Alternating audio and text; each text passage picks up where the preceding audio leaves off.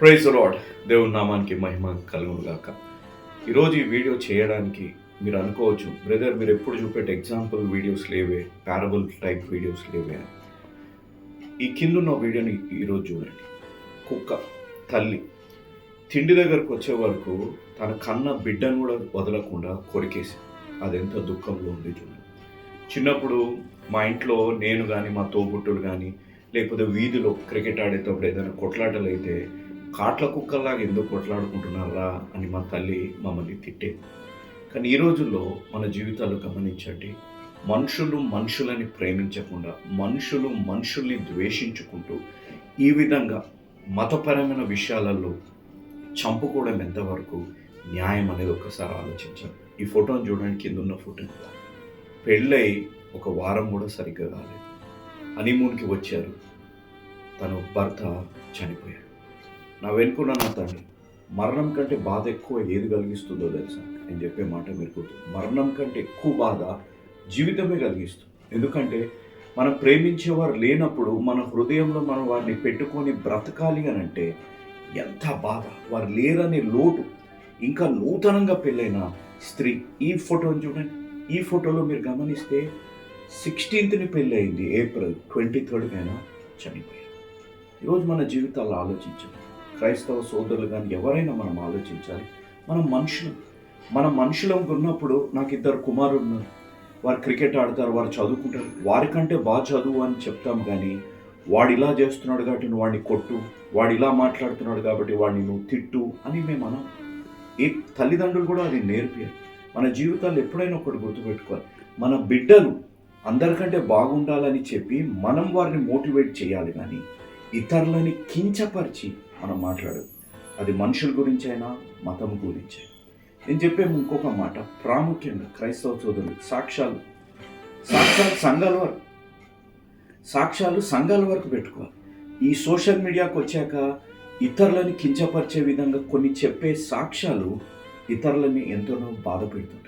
కాబట్టి సాక్ష్యాలు సంఘాన్ని వరకు పెట్టుకొని, లేకపోతే ఆ సాక్ష్యాలు సంఘంలో ఉన్న వారికి ఎంతో ప్రేరేపణకరంగా ఉండేటట్టు వారిని చేయడం ఎంతో మంచిది అనేది మనం ఆలోచించాలి.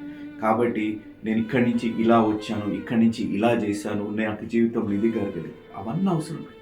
నేను క్రీస్తుని నమ్ముకున్నాను, నేను రక్షణ పొందాను, దేవుడు నా జీవితాన్ని మార్చాడు, సరిపోతుంది.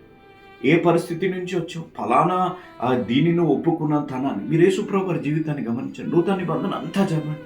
యేసుప్రభు వారు నేనే మార్గం, నేనే సత్యం, నేనే జీవం అని అన్నారు తప్ప ఇతరులలా వారిని ఇది చేయకూడదు, వారిని అది చేయకూడదు అని ఎప్పుడు అనలేదు.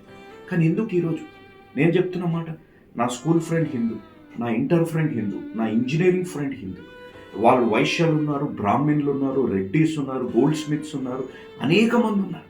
ఈరోజు వరకు మేము ఎంతో స్నేహబంధంతో మేము జీవిస్తున్నాం. ఈరోజు వరకు ఏదైనా ఆపద ఉంటే మేము అందరం కలిసి ఒకరికొకరికి సహాయం చేసుకునే విధంగా మేము బ్రతుకుతున్నాం. ఎప్పుడు మా మధ్యలో క్రిస్టియానిటీ ఇది, హిందూయిజం ఇది అని ఎప్పుడు మా మధ్యలో రాలేదు. ఈరోజు కూడా అంత ప్రేమ ఆప్యాయతతో బ్రతుకుతాం. మనం బ్రతకాలి అని అంటే నోటితో కాదు, ఎగ్జాంపులర్గా జీవితంతో మనం బ్రతకాలి.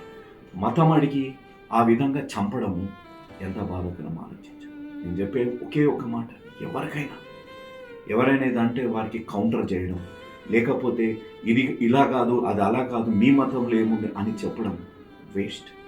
నీ దేవుడు ఎంత గొప్పవాడు, నీ దేవుడు నీ జీవితాలు ఎంత గొప్ప కార్యాలు చేస్తున్నాడు, నీ దేవుడు నీ జీవితాన్ని ఎంతగా మార్చారు, ఏ విధంగా మార్చారు, ఎంతగా మలిచారు అనేది చెప్పడం ఎంతో ఆశీర్వాదకరం. వాడది అని చిన్న చూపు చూడమట్టం అది ఏ మతం నేర్పేదో క్రైస్తవ్యం అయితే అసలే నేర్పేది. దేవుడు అన్నమాట, నీ శత్రువుల్ని ప్రేమించమన్నాడు. దేవుడు ఎన్నడూ కూడా ఎవరిని కించపరచలేదు. ఏ అనారోగ్యంలో ఉన్న వారినైనా ముట్టుకోవడానికి ఆయన వెనకాడలేదు. ఇతరులని కించపరిచి నేను గొప్ప అని మన బిడ్డలు అంటాం. ఇతరులు మన బిడ్డలు అంటే మనం ఊరుకుంటాం. నా తండ్రి గొప్ప, నీ తండ్రి గొప్ప, నీ తండ్రి ఎంత గొప్ప, నీ తల్లి ఎంత గొప్ప, నీ భర్త నీ భార్య ఎంత గొప్ప, నువ్వు చెప్పు. వాడికంటే బెటర్ అన్నారు అనుకోండి, చాలా ప్రమాదం. ఈరోజు క్రైస్తవ సమాజంలో కానీ మానవత్వంలో అదే జరుగుతుంది. అలా చేయకండి. నా విజ్ఞప్తి, మనుషులాగా బ్రతుకుతాం, ప్రేమ ఆప్యాయతలతో బ్రతుకుతాం. ఇవన్నీ మనలో ఒక క్రోధం, ఒక ద్వేషం మన సొంత వారు, మన చుట్టుముట్టున్న వారి పట్ల తీసుకొని వస్తున్నాయి అని గ్రహించమని నామనేది.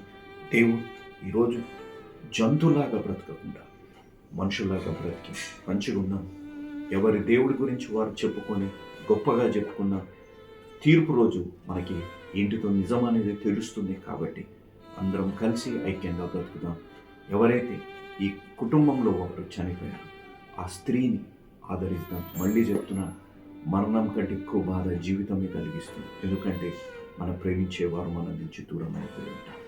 వారు రాలేరు, వారు రావాలని మనం కోరుకుంటాం, కానీ వారు రాలేరు అని గ్రహించాడు దేవుడు. మీ జీవితాల్లోంచి ఈ చిన్న వీడియో మీ జీవితాల్లో ఒక ఆత్మీయ మేలుకొల్పు తెచ్చి విశ్వాసంగా నమ్మకంగా నీ దేవుడు ఎంత గొప్పవాడని నువ్వు చెప్పుకొని ఇతరులని కించపరచకుండా జీవించే అనుభవంలో దేవుడు నడిపించుగాక. ఆమేన్.